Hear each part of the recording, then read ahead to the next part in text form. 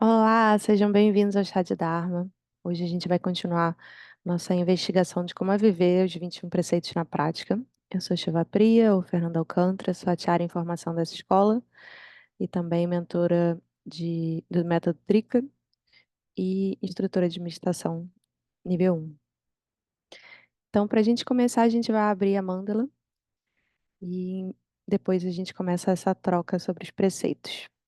Então, você pode sentar numa postura meditativa e invocar o seu corpo de luz. Reconhecer que você não é feita só de matéria, mas também é feita de luz senciente, luz consciente. Então visualize o seu corpo como um corpo de luz vermelha rubi, um formato oval, maior do que o seu corpo.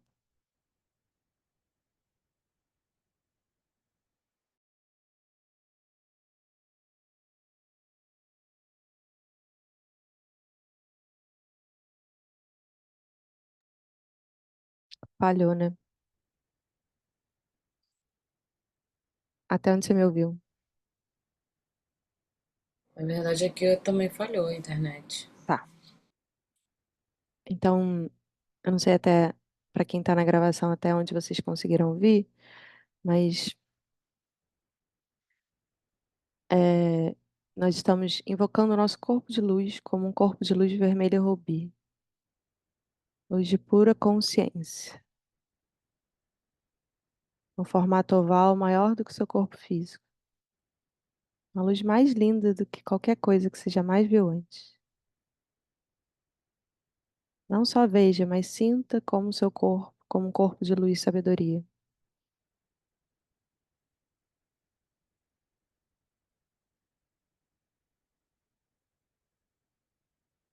E no espaço do coração surge o bindo azul, uma esfera tamanho de uma bola de gude, que é a expressão da consciência universal, da nossa essência.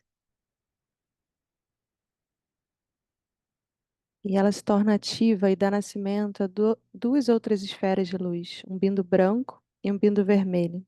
Eles se afastam do bindo azul, o branco sobe para o centro da cabeça e o vermelho desce até a base, na altura do períneo, e deixando um lastro de luz azul, formando o canal central que interliga os três centros.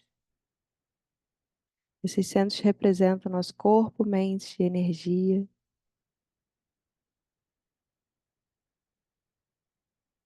de uma forma irrestrita, ilimitada, expressando a essência. E a gente vai entoar três ohms juntas, trazendo a nossa consciência, nosso corpo, mente e energia para o momento presente. Então, inspira fundo.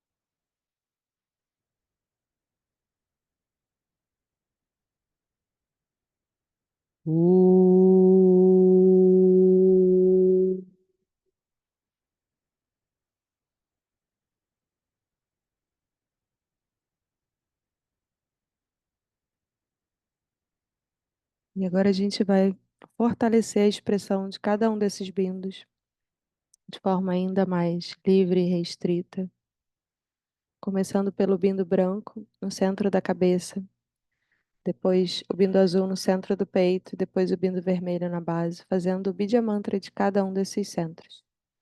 Começando por Ain, depois Hrim, depois Krim. Começando pelo bindo branco, inspira pelo bindo, aumentando sua luminosidade. Ai.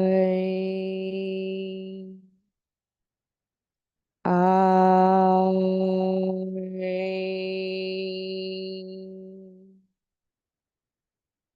Ai.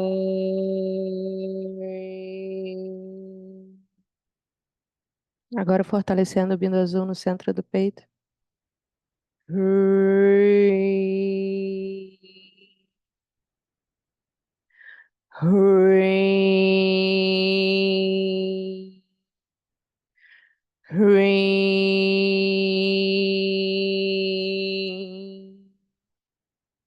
E fortalecendo o bindo vermelho na base.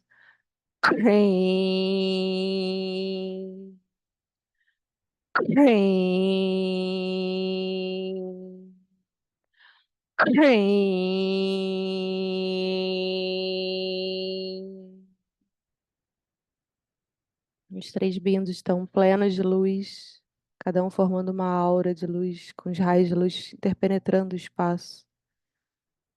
Essas três auras começam a sobrepor de tão intensas, luminosas.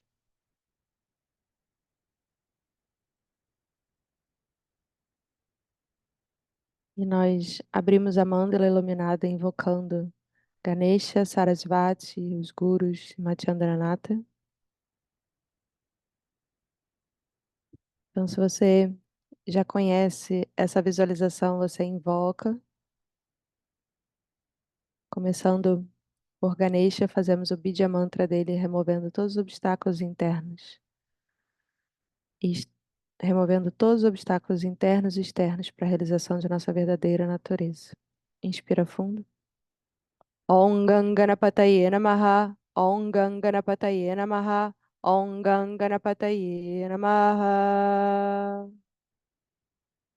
Sarasvati, sentindo que ela derrama sobre nós suas bênçãos, sintonizando a gente com a nossa própria sabedoria, nos libertando da nossa própria ignorância. Inspira fundo. Om Aim Sarasvatiyai Namaha. Om Aim Sarasvatiyai Namaha. Om Aim Sarasvatiyai Namaha. Se conectando com toda a linhagem dos gurus, nos abrindo para receber as bênçãos deles e cultivando devoção a eles. Inspira fundo. Om Aim Guru Pyo Namaha. Om Aim Guru Pyo Namaha. Om Aim Guru Pyo Namaha. Machandanata, inspira fundo. Om Shring Hring Machandanata Namaha. Om Shring Hring Machandanata Namaha. Om Shring Hring Machandanata Namaha.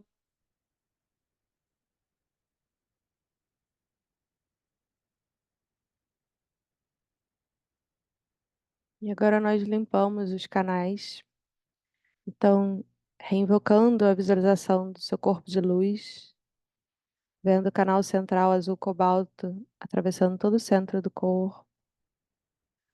E à direita do canal central, um canal vermelho, que vai da base até o terceiro olho e sai pela narina direita. E à esquerda do canal central, um canal de luz branco, que vai da base até o terceiro olho e sai pela narina esquerda. Nós vamos fechar a narina esquerda e expirar pela direita. Em seguida, inspirar pela direita uma luz vermelha intensa, de puro dinamismo, compaixão e poder. Em seguida, fechar as duas narinas e juntar toda a sujeira da raiva, agressividade, impaciência e frustração. E aí, fechando a narina direita, abrindo só a esquerda, a gente expira forte, botando todas essas impurezas para fora numa fumaça escura.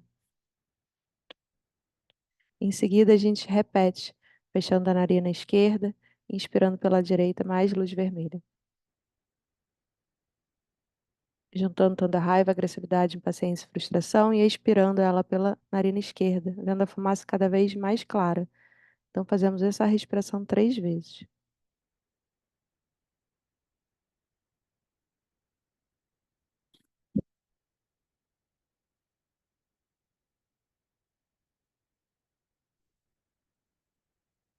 Vimos o canal vermelho totalmente purificado com uma luz vermelha intensa, de puro dinamismo, compaixão e poder. Em seguida, purificamos o canal esquerdo branco, fechando a narina direita, expiramos pela narina esquerda, e em seguida inspiramos uma luz branca, clara, intensa, como sol batendo na neve, que preenche todo o nosso canal esquerdo, fechamos as duas narinas, juntamos todas as impurezas, podemos ver isso com uma sujeirinha de ansiedade, preocupação, medo, insegurança, luxúria, e expiramos isso pela narina direita, mantendo a esquerda fechada, como uma fumaça escura. Fazemos essa respiração 3 vezes. Cada vez a fumaça vai ficando mais clara e a gente vai inspirando mais e mais luminosidade, de contentamento e sabedoria.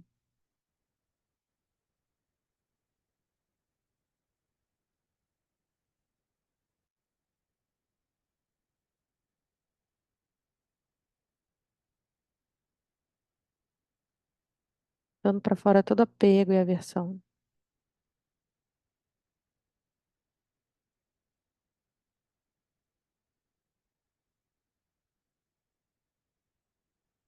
Canal esquerda, totalmente purificada, de luz branca, clara, intensa, de contentamento e discernimento.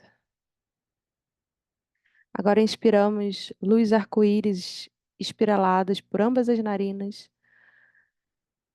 Elas descem pelos canais laterais, entram no canal central, purificando o canal central. Botamos para fora na expiração todo o tédio, preguiça e ignorância na forma de uma fumaça escura. Fazemos isso 3 vezes. E a fumaça vai clareando até se tornar transparente.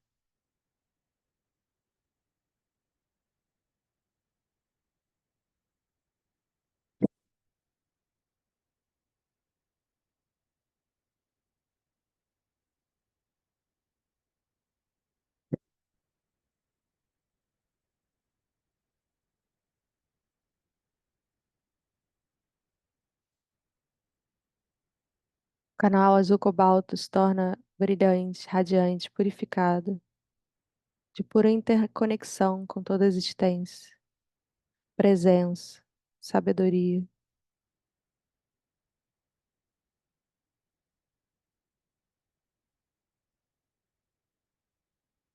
além de toda forma e não forma.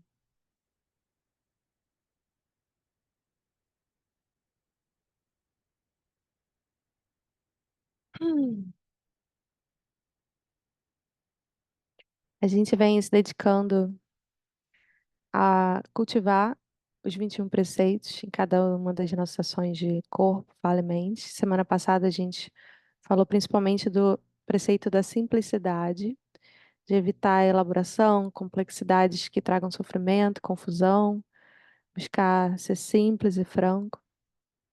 E aí queria ouvir de vocês como é que tem sido buscar exercitar a simplicidade no dia a dia, se vocês encontram alguma dificuldade ou tiveram algum insight.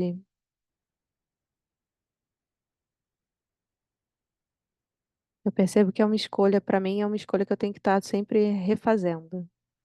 Não é a minha tendência natural. Eu tendo a complexificar bastante as coisas mentalmente. Tem gente que tende a complicar mais emocionalmente, tem gente que tende a complicar com muita ação, muita atividade, está sempre ocupado. E eu complico principalmente mentalmente, assim, pensando e planejando, estrategizando e tentando dar conta de tudo com conhecimento sobre, com o meu planejamento. Então, sempre que eu me pego fazendo isso, eu tento relaxar e voltar para o momento presente e perceber que as coisas podem ser mais simples do que eu estou criando na minha cabeça. E é um exercício que eu tenho que estar sempre voltando, voltando, voltando. E para vocês, como é que tem sido? Vocês podem abrir o microfone, escrever no chat, como vocês preferirem.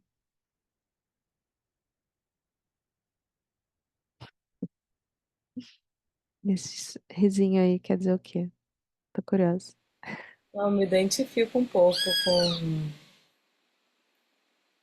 com a parte onde é difícil simplificar, mas no meu caso eu acho que eu complexifico tanto mentalmente, quanto emocionalmente, quanto arrumar coisas para fazer. Acho que em todos os sentidos. E parece que fiquei pensando, né, agora sobre isso, que é como se tivesse uma espécie de tédio, assim, né? A simplicidade se confundisse com tédio. Sei lá, fiquei pensando assim. Mas estou pensando isso agora, não sei. Enfim. Faz muito sentido pra mim. Eu percebo que um dos meus mecanismos para buscar, né, um dos gatilhos para buscar a complicação tem um pouco a ver com teste, tem com uma, para mim, pelo menos tem a ver com uma dificuldade de relaxar no momento presente, de estar aqui, porque quando eu de fato estou aqui inteira, assim, centrada, não é entediante. Tipo, tem um monte de coisa acontecendo na minha energia, no meu corpo, tem um monte de sensação, né? Tem coisas visualmente bonitas ao meu redor. Posso ouvir o som dos pássaros, sentir o cheiro do chá gostoso que eu tô tomando, enfim, o gosto. Tanta coisa acontecendo no momento presente, que se eu me perco na minha cabeça, eu me desconecto de tudo isso, e cria muita confusão e sofrimento. Mas eu acho que a outra motivação que me pega também é o medo. S- Sei lá, medo de não controlar, de não tentar antecipar o que vai acontecer e e me preocupar de não dar conta de alguma forma, e aí tentar antever e planejar, estrategizar, porque me dá uma sensação de que eu tô mais no controle. Então, é uma das coisas que me faz complicar as coisas. E aí, quando eu dou conta, eu tento relaxar e voltar para esse presente muito vivo, assim. E quando eu tô mais entediada, ou essa vivacidade do momento presente está muito anestesiada por algum motivo, posso estar muito no reino animal, por exemplo, os meus canais estão muito meio entupidos, assim.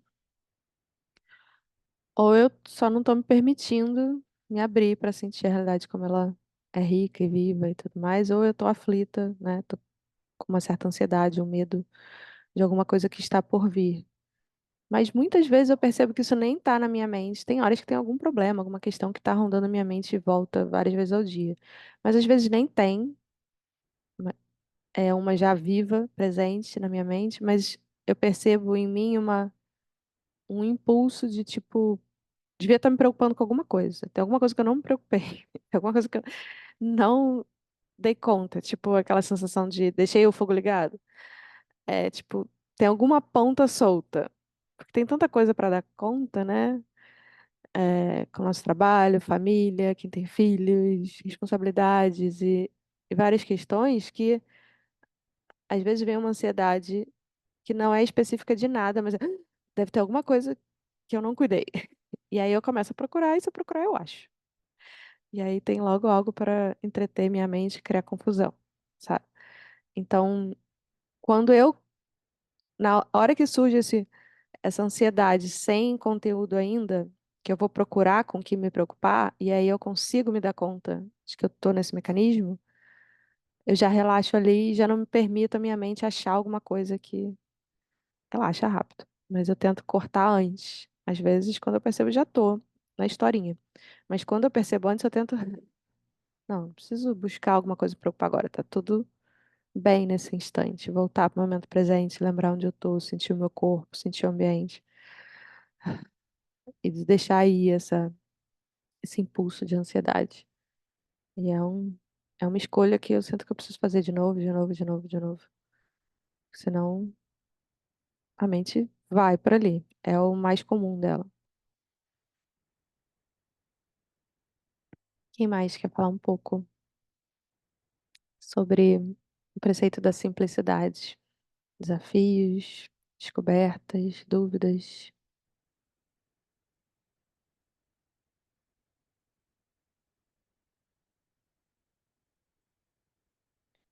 Às vezes eu também sinto uma resistência de coisas que eu preciso fazer, que eu não quero fazer por algum motivo, porque vai ser muito desafiante, porque eu tô com preguiça, porque eu sinto que eu tô cansada demais, qualquer desculpa que eu tô me dando para resistir a algo que eu preciso fazer.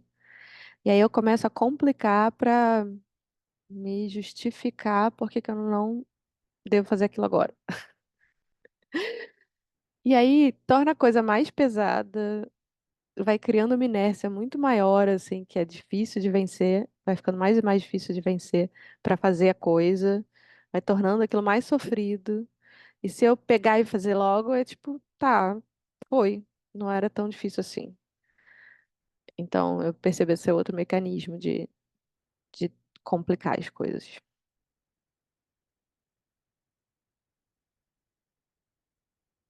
Mais alguém? Senão a gente pode passar para o próximo preceito, que é o preceito da humildade. Vigie-se contra a arrogância, a insegurança, né? Porque os dois são dois espectros da mesma coisa, né?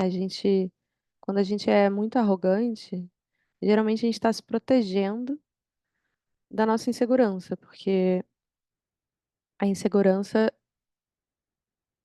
a gente pode expressar a insegurança de uma maneira assim,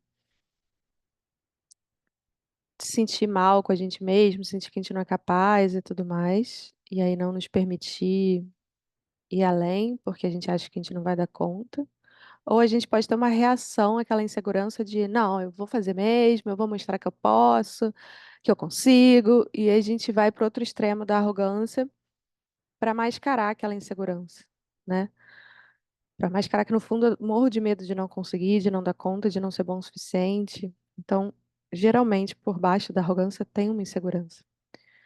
Então, muitas pessoas vão pensar assim, ah, não, eu sou humilde, mas não é humildade autêntica. É uma insegurança. É tipo, ah, eu não vou dar minha opinião porque minha opinião não vale a pena, não é boa o suficiente.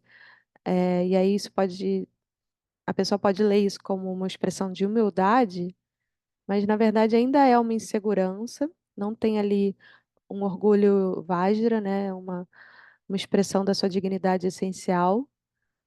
E aquela insegurança está sendo mascarada de humildade. Porque, na verdade, da mesma forma como a arrogância, no fundo de uma arrogância tem uma insegurança, no fundo de uma insegurança tem uma arrogância, porque a gente acha que a gente é tão importante que a gente fica inseguro. Tipo, o que que vão pensar daquilo que eu vou falar ou do que eu vou fazer? Ai, se eu fizer o que eu quiser, o que eu acho que é mais natural e espontâneo para mim, como é que vão me julgar? Sabe? O que que vão pensar de mim? Isso é uma arrogância de achar que eu sou o centro do universo, que tá todo mundo olhando para mim, que todo mundo se importa com o que eu digo, o que eu faço, o que eu deixo de fazer. No final das contas, tem uma alta importância exagerada, e aí não é humildade de verdade, né? A humildade e a modéstia, na verdade, são a expressão da entrega, de eu parar de dar tanta importância para o meu eu, para as minhas preferências, para as minhas capacidades, para os meus defeitos, né? Não é valorizar o nosso aspecto negativo, que é ser humilde. Pelo contrário, é a gente poder reconhecer que a gente não controla tudo, a gente não dá conta de tudo. E tá tudo bem. Eu não sou melhor nem pior do que ninguém por conta disso. Sou só humano, né? Outro aspecto do preceito da humildade é a falsa humildade como manipulação ou sedução.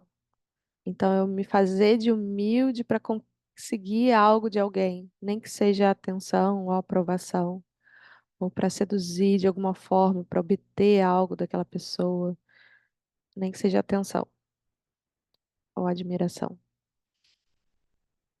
É, exercitar a humildade também é evitar ter um orgulho que não é o orgulho da verdadeira natureza, um orgulho digno do que a gente chama de orgulho Vajra, que a gente falou um pouco alguns encontros atrás.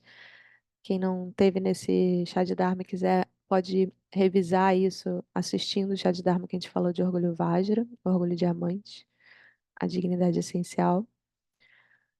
Diferente dessa dignidade essencial é o orgulho de, não, eu sou boa, eu sou bonita, eu tenho tal coisa, tenho tal status, eu conquistei tais coisas, né?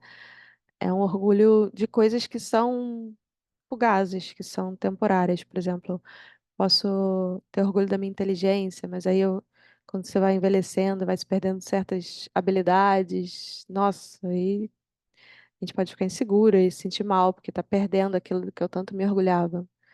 Isso não é orgulho Vajra, né? A dignidade essencial, ela está sempre com você, independente de você ter capacidades ou não ter. Porque tem coisas que a gente cultiva em algumas épocas da vida e depois em outras épocas a gente perde, né?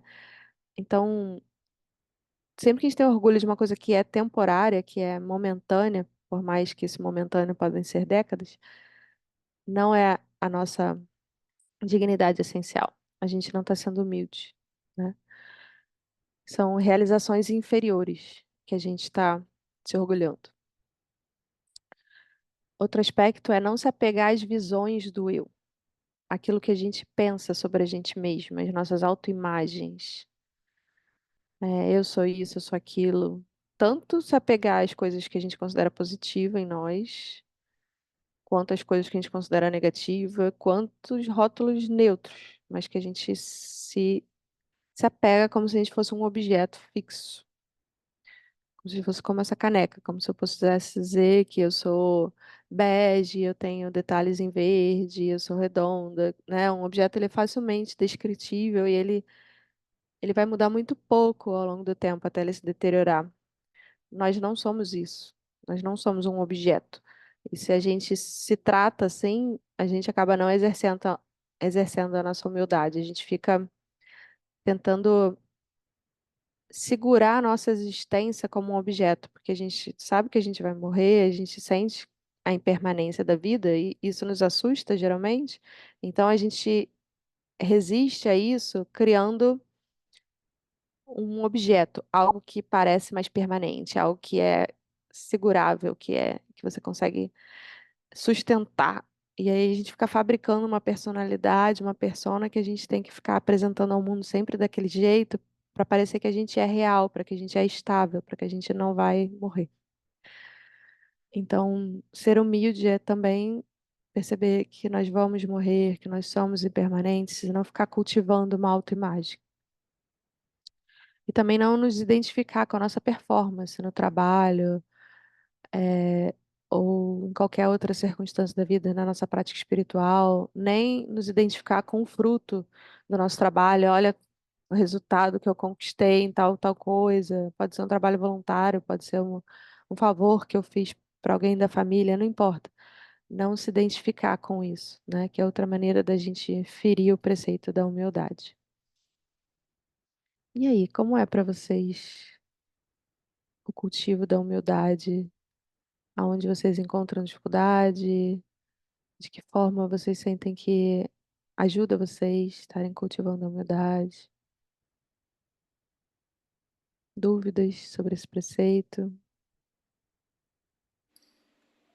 Eu não sei se tem a ver, né? Mas eu fiquei pensando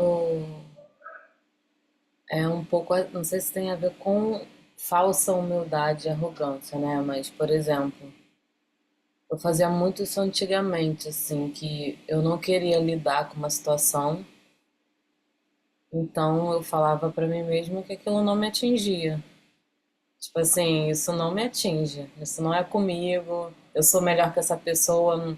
Tipo assim, alguém me magoou e eu fico me convencendo de que não me magoou, tipo assim, que não me atinge, eu sou melhor do que isso. Tipo, aí começa a botar um monte de defeito na pessoa, essa pessoa é isso, querendo diminuir o valor, né? Querendo pintar a pessoa de tudo quanto é coisa ruim para me convencer de que não me atinge para eu não ter que fazer algo com aquilo.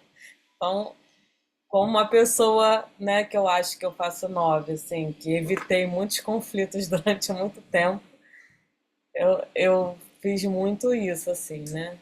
Enquanto que, na verdade, super me atingia e aquilo ficava, assim, ainda faço isso um pouco, de ficar me convencendo de que aquele negócio não me atingiu. Tem a ver um pouco isso com uma certa arrogância, né? Uhum. Sei lá, fiquei pensando isso, assim, dessa falsa humildade. Porque na humildade autêntica a gente reconheceria que sim, nós somos humanos e nós nos magoamos com o que as pessoas dizem ou fazem, né? Ser humilde e reconhecer que a gente se afeta com o comportamento alheio, né? Nosso próximo preceito é da equanimidade. A gente vai buscar não ter tantas reações emocionais às situações. Mas não significa também negar as emoções que surgem, né? Porque aí a gente cria outros problemas. Não é para reprimir emocionalmente, né? Mas tem emoções desagradáveis que a gente não gosta de sentir. Para quem é 9 no Enneagrama, a raiva, o conflito são coisas que a gente não gosta muito de lidar, então a tendência é a gente racionalizar de alguma forma, né? E, e a humildade é a gente reconhecer que sim, as coisas nos afetam, que a gente se magoa e que as pessoas têm esse efeito em nós às vezes, né? E elas têm defeitos e nós temos também, e que a gente não é melhor nem pior, porque o orgulho, esse orgulho negativo, né? Ele, quando a gente cultiva ele, é um pouco da sensação de que aquilo está nos protegendo, né? Como se falar, ah, isso não me afeta. Eu acho que é uma tentativa nossa de nos proteger, quando não nos protege de porcaria nenhuma, assim. A gente tem que ficar alimentando aquela história, né? Que você disse que alimenta botando defeito nas pessoas. De alguma forma a gente tem que ficar racionalizando e alimentando aquela história para ter a falsa sensação de que a gente está protegido, que aquilo não está nos afetando. Mas se não tivesse, a gente não precisava ficar pensando mal da pessoa, não precisava ficar criando um monte de história em cima, né? Então, reconhecer que nos afeta, reconhecer que a gente é vulnerável, eu acho que é o que de fato mais nos protege. E aí eu gosto muito do trabalho da Brené Brown sobre isso, né? As pesquisas dela que concluíram que o que mais nos fortalece é a vulnerabilidade. Que a gente tem uma tendência na nossa cultura de achar que vulnerabilidade é o contrário de força, né? Que a gente é mais forte se a gente não se vulnerabiliza, se a gente não é afetado por nada. E não é verdade, porque a gente é humano, a gente sente, a gente é afetado. E se a gente reconhece que a gente é vulnerável e se abre para essa vulnerabilidade, ali está a maior força nossa, né? Se eu fico fingindo, não, eu sou durona, isso não me afeta, eu não tô nem aí a pessoa põe o dedo na ferida, né? Agora, se eu já tô lá com a ferida aberta, eu tô falando, ó, essa parte aqui minha é sensível, isso aqui me afeta, e a pessoa ainda assim é agressiva, ataca de alguma forma, eu já tô muito aberta para sentir aquilo e para receber e para lidar com aquilo, e muito sincera e muito honesta, né? O preceito que a gente falou já um pouco. E aí aquilo já não tem mais aquela força, aquele efeito sobre mim, né? É tipo, sei lá, eu tenho algum defeito que eu tô tentando esconder, e aí se a pessoa fala, nossa, mas você tem esse defeito aí, e aí eu, ah, ela viu, né? Mas se eu falo, tipo, ah, sim, eu sou humana, eu tenho defeitos aqui, tem essa questão aqui, e eu tô mostrando, e eu não tô escondendo, eu tô abrindo a minha vulnerabilidade, fica muito mais difícil daquilo me afetar de uma forma tão intensa e dolorosa, porque eu já estou consciente daquilo, já estou assumindo aquilo, estou sendo honesta comigo, com os outros, sobre aquela minha vulnerabilidade, né? Isso exige humildade, a gente assumir a nossa vulnerabilidade. Não é simples, mas é o que eu vejo que mais nos empodera de verdade, né? E eu acho que uma outra pegadinha que tem aí no preceito da humildade é a nossa identificação como praticantes espirituais. Porque tanto a gente pode ficar cultivando uma humildade forçada, assim, sabe? De tentar se apresentar como alguém humilde, ser uma persona humilde, para ser, que na verdade tem uma vaidade, olha como eu sou humilde, que é muito louca, é contrário da humildade, mas a gente consegue se confundir, assim, e cair nessa pegadinha de ficar fingindo humildade, de uma forma que até a gente acredita às vezes. Ou é, ter um orgulho que não é o orgulho Vajra da dignidade essencial, mas um orgulho de, olha, como eu sou dharmica, como eu sou sadhaka, como eu sou yogini, como eu sou madakini, como eu sou tantrika, como eu sou foda, né?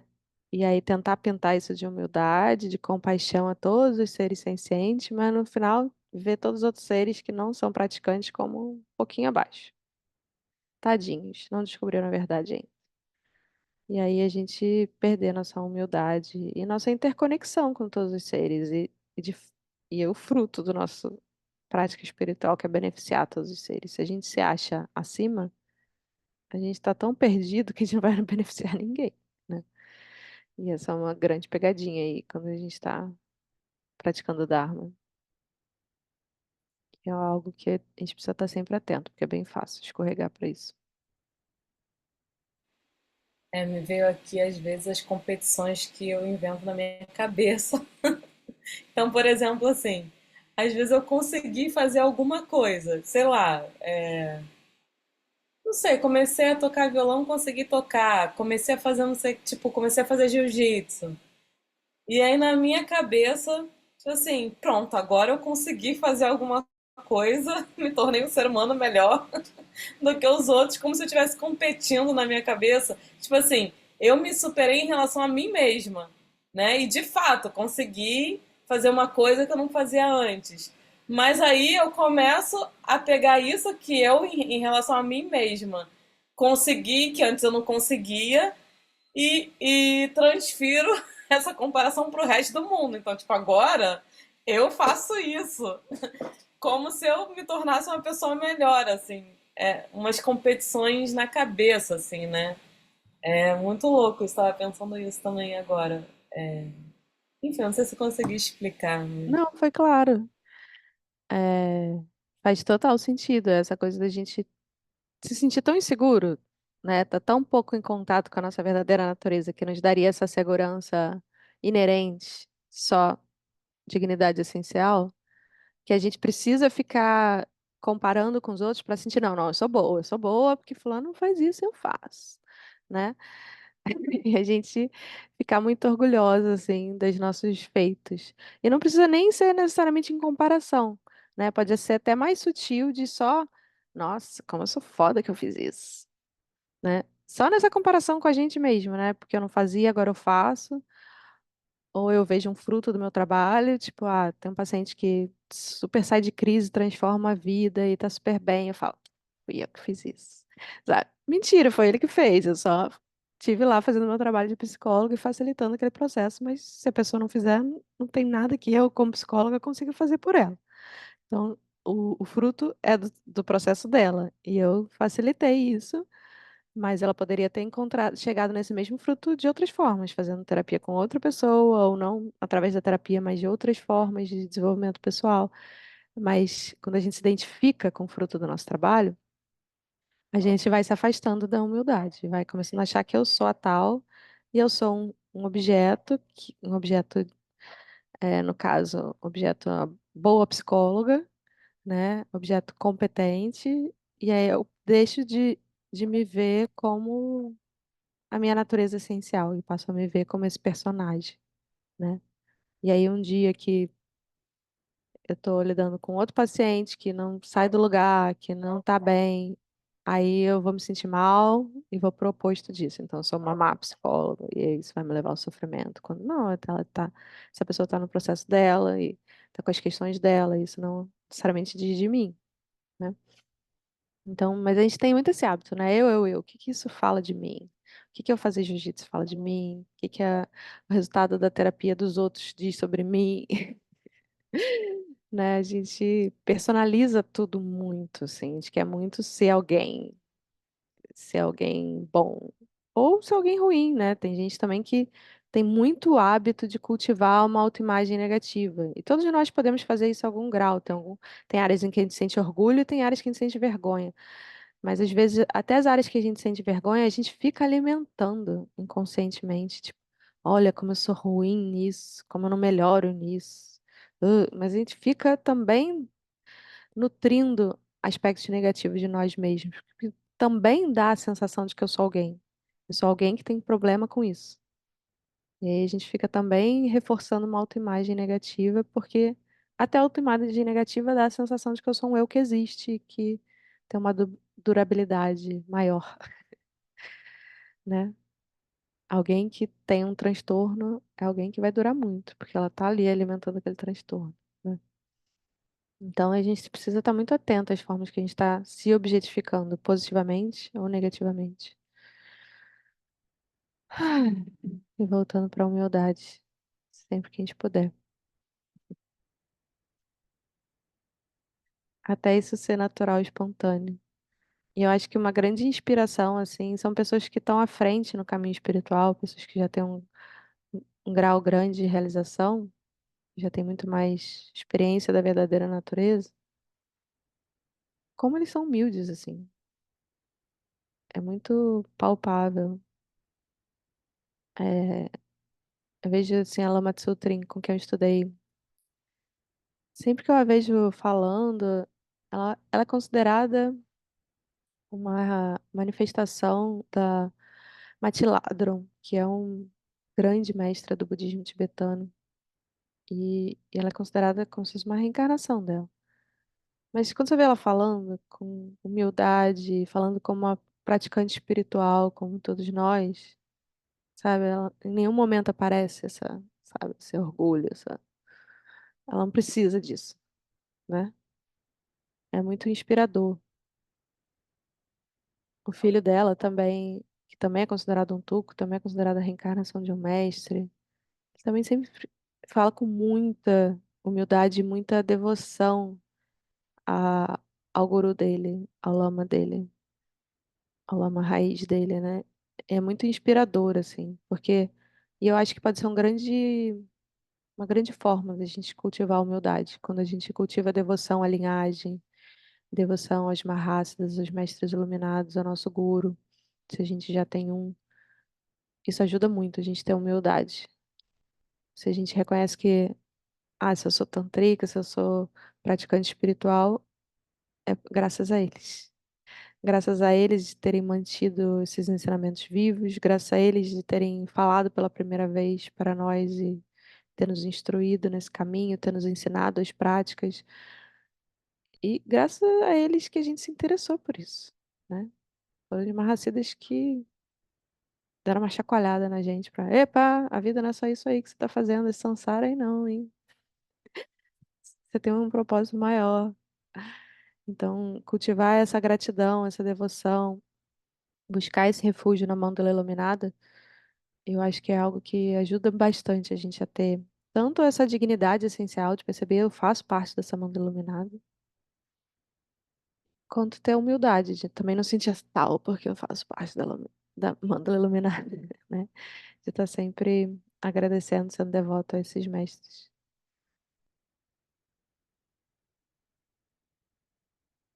Mas alguém quer falar um pouco sobre esse preceito? Não, e só falar que você falou uma coisa assim que é mais sutil, eu acho, né? Que é a insegurança como uma arrogância, né? Eu acho que isso não é muito falado. Acho que, não sei, para mim é mais fácil identificar a falsa arrogância, a falsa humildade, né? Ou então isso que eu falei, né? De tipo, essa pessoa não me afeta, que é uma arrogância. Agora, o medo de fazer, a insegurança de fazer, o eu sei fazer aquilo, mas eu não vou fazer porque eu tô tímida, porque eu tô com vergonha, porque. Ou seja, é uma situação. Eu penso numa situação em que eu sou necessária, mas que eu deixo de fazer. Necessária sim, que eu digo assim, né? Sei lá, alguém tá precisando da minha ajuda. Travou, travou. Ah, não. Alguém tá precisando da minha ajuda. Aí eu deixo de ajudar porque eu não sei se eu vou fazer certo. Sei lá, sabe assim?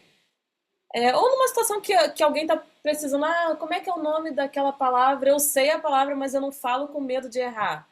Tipo, isso com uma arrogância de que se eu errar, as pessoas vão ficar pensando.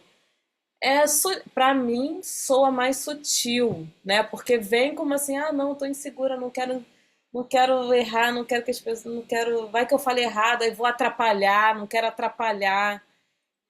Então, isso é bem interessante mesmo de pensar, né? Porque às vezes a situação pede pela gente e não é que a gente é melhor, é boa, né? Simplesmente a gente está ali naquele lugar, naquele momento e pode contribuir, pode fazer e tem algo para dizer e não, se priva de fazer. Isso também é um pouco, não sei, talvez eu como 9 penso isso. Eu não vou fazer, não vou fazer não. Vai que, não sei se é bem isso, não sei se é essa insegurança, assim.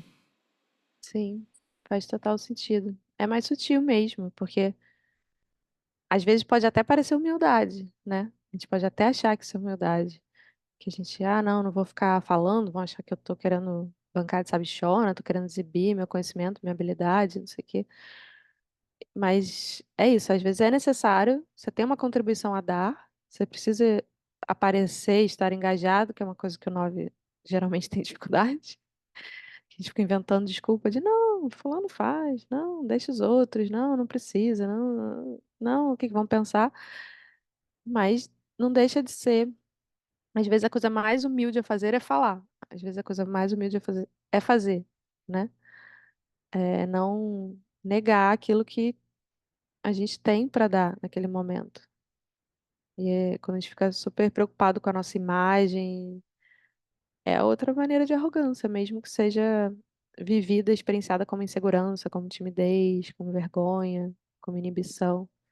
É achar que a gente é tão importante, a gente tem uma imagem tão importante a ser preservada, né? E a gente gasta tanta energia com isso. Nossa, a gente deixa de fazer tanta coisa. Tanto que a gente tinha vontade, quanto contribuições que a gente poderia dar, né? Que a gente inibe para ficar numa zona de conforto, né?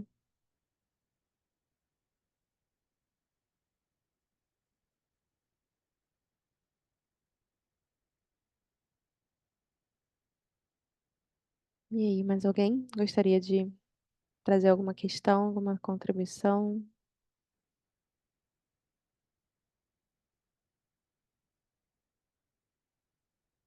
Solange e Amanda hoje estão caladinhas, querem falar ou escrever no chat.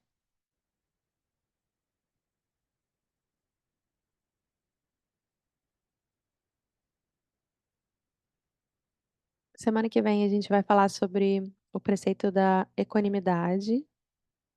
Nossa, eu tenho a sensação que a gente já tá falando de 21 preceitos há tanto tempo. Esse é só o número 12, são 21. São muitos preceitos, são muitas formas que a gente pode cultivar a visão. Nosso corpo, fala e mente, né? Tem sido bem rica essa investigação que a gente tem feito cada semana. Então vamos fechar o encontro de hoje, dedicar os benefícios dessa prática. Hoje foi uma reflexão, né? Essa prática de contemplação que a gente está fazendo e troca sobre os preceitos, para que todos os seres possam se beneficiar dessa reflexão e que a gente possa expressar cada vez mais essas virtudes no nosso dia a dia. Então, senta em postura meditativa novamente, reinvoca o seu corpo de luz e sabedoria, visualiza seu bindo azul no centro do coração, na altura do espaço do coração, né? No centro do corpo, brilhando intensamente, raios de luz, tocando todos os seres, levando os benefícios do Dharma para todos os seres. E se você conhece o Shantipata, pode entoar junto conosco, senão você pode só mentalizar esses benefícios indo para todos os seres. Então, inspira fundo. Om.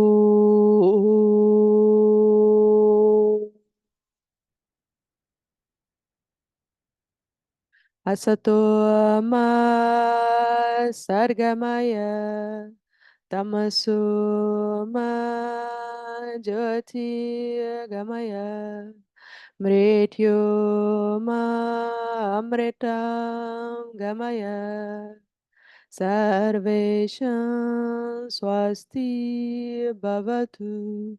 Sarvesham shanti bhavatu.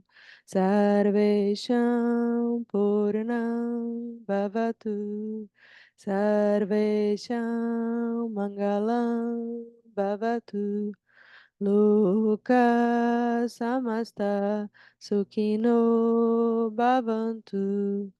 Om Trayambaka Yajamahe Sugandhim Pushtivadanam Urvarukamiva bandhanam mrityu mokshiyamamrita. Shanti, Shanti, Shanti. Hari Om. Hari Om Tat Sat. Vida longa a todos os mestres do Dharma.